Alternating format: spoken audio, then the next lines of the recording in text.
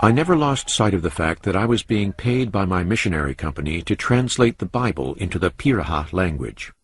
The Summer Institute of Linguists believes that the most effective way to evangelize indigenous peoples is to translate the New Testament into their language. In my free time, I would also talk to people about my faith and why it was important to me. In the evening, after my family had finished dinner, when we were still cool from our baths in the Maisi River, we would make coffee for some of the villagers who visited. Because the Pirahas had no word for God, I used a term Maihi Hioya, which means high-up father. I said that our high-up father had made my life better. He had come into my heart and made me happy. Ko'oi asked me once, "What else does your God do?" I told him, "Well, he made the stars and he made the earth." Then I asked, "What do the Pirahas say?" He answered, "Well, the Pirahas say that these things were not made." So I would go further and ask questions like, who made the Maisi River? Where did the Pirahas come from? But I soon began to realize that they had no creation myth or traditional story. The Pirahas don't talk about the distant future or the distant past. They don't talk about unexperienced events or fictional topics. They live only for the present. One night I decided to tell them something very personal about myself, that my stepmother committed suicide, and that this had led me to Jesus. The Pirahas burst into laughter.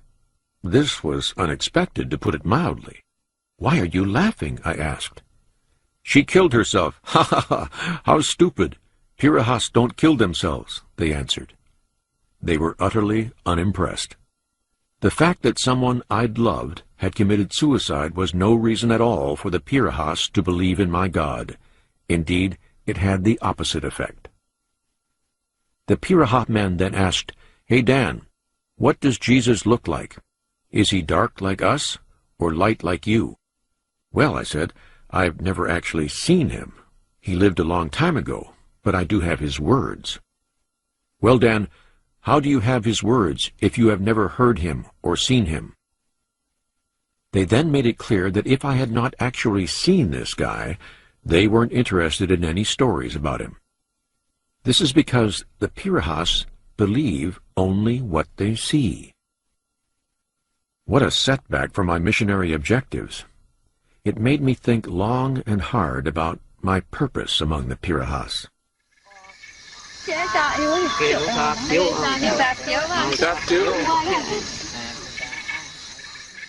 One morning I was sitting in the front room of our house, drinking coffee with several Piraha men, and Ko'oi came in. "Hey Dan, I want to talk to you," he demanded. "The Pirahas know that you left your own land. We know that you do this to tell us about Jesus. You want us to live like Americans. But the Pirahas do not want to live like Americans. We like to drink. We like more than one woman. But we like you. You can stay with us. But we don't want to hear any more about Jesus. Okay?" The other men present seemed to agree with him. So I replied, "If you don't want Jesus, you don't want us." I then explained I needed to get on with my studying, so the men rose and left to go fishing. This shocked me, and this information presented me with a clear moral choice. I had gone to the Pirahas to tell them about Jesus, and to give them an opportunity to choose joy and faith over despair and fear, to choose heaven over hell. I talked this over with my wife Karen. We decided that before we made any decision, we would take our first trip back to the United States in over 5 years. And I thought hard about the challenge of my missionary work. I was trying to convince a happy, satisfied people that they were lost and needed Jesus as their personal Savior. On our return, we decided to move to another village. We had something new to offer this group of Pirahas, the recently translated Gospel of Mark in Piraha, recorded in my own voice. I brought in a wind-up tape recorder and taught the Pirahas how to use it. A few weeks later, the people were still listening to the gospel, with children cranking the recorder. I was initially quite excited about this, until it became clear that the only part of the book they paid attention to was the beheading of John the Baptist. "Wow, they cut off his head. Play that again."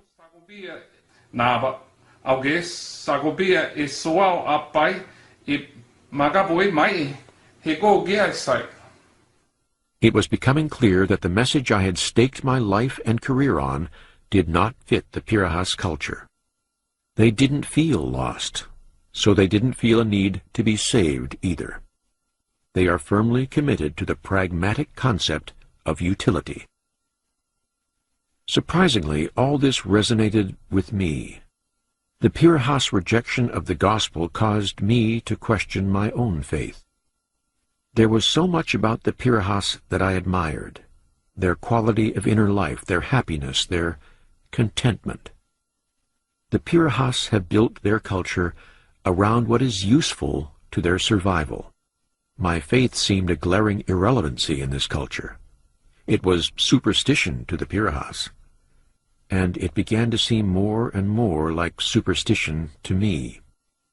I began seriously to question the nature of faith, of believing in something unseen. Sometime in the late 1980s, I came to admit to myself that I no longer believed in any article of faith, or in anything supernatural. I was a closet atheist. I was not proud of it, and I feared the consequences. It took 20 years for me to reach the place where I was finally prepared to take the consequences of my deconversion, and as I expected, when I finally announced my change of belief, it had severe consequences for me personally. It's such a difficult decision for anyone to tell his closest friends and family that he no longer shares their foundational beliefs. In the end, my loss of religion and the epistemological crisis that accompanied it led to the breakup of my family, the one thing I had most wanted to avoid.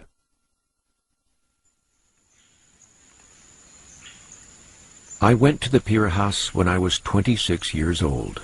Now I'm old enough to receive senior discounts. I gave them my youth.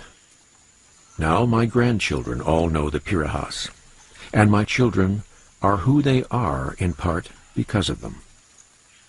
The Pirahas have shown me that there's dignity and deep satisfaction in facing life and death without the comfort of heaven or the fear of hell, and in sailing toward the great abyss with a smile.